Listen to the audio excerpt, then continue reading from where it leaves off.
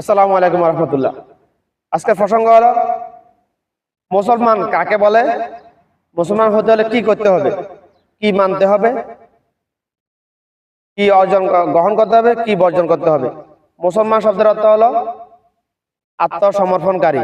ইসলাম শব্দের অর্থ হলো আত্মসমর্পণ করা। আমাদেরকে বিদ্যার্থীরা শিখাইছে ইসলাম শব্দের অর্থ শান্তি। হ্যাঁ, শান্তি আসবে তখন যখন তুমি মুসলমান হবে, যখন সকল আদম সন্তান মুসলমান হবে তখন হয়তো শান্তি আসবে। পরে অনেক পরে আসবে ওটা শান্তি।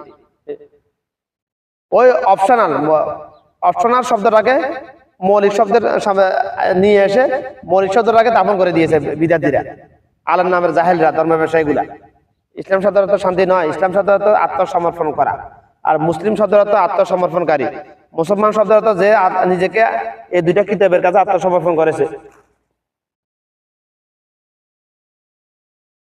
মুসলিম শব্দের অর্থ এক কথা, যে নিজেকে এই দুইটা কিতাবের কাছে আত্মসমর্পণ করেছে তাকে বলা হয় মুসলিম। দুইটা কিতাব, এটা হচ্ছে বাধ্যতামূলক, আর এটা হচ্ছে শুধু। এটা বাধ্যতামূলক না কেন? কারণ মাযহাব তো আরো 4টা আছে, যে কোনো একটা কিতাব অনুসরণ, একটা মাযহাব অনুসরণ করলে হয়ে যাবে মুসলমান।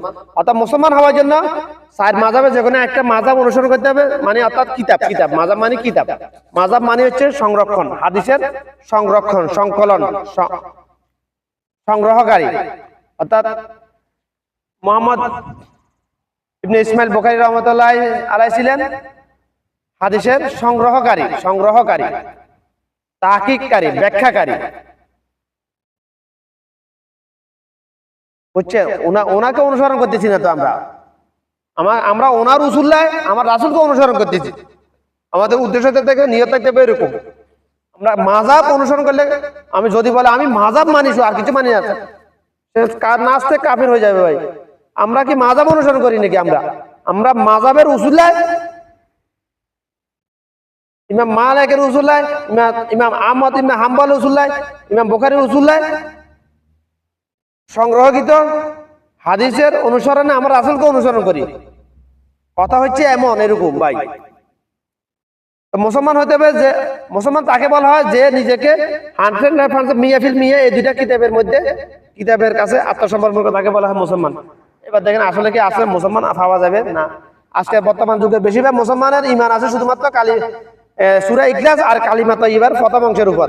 তাওহীদের উপর ঈমান আছে, রিসালাতের উপর ঈমান নাই। রিসালাতের ঈমান আছে তাও মিয়াফিল আশরা, মিয়াফিল খামসা, মিয়াফিল আশরিন, মিয়াফিল তালাতিন, হাদারুনা, মিয়াফিল খামসিন না হাত্তা মাফি, মিয়াফিল মিয়া তো জাদ ভাই, মিয়াফিল মিয়া। অর্থাৎ রিসালাতের উপর মিয়াফিল মিয়া ঈমান কারা এনেছিল?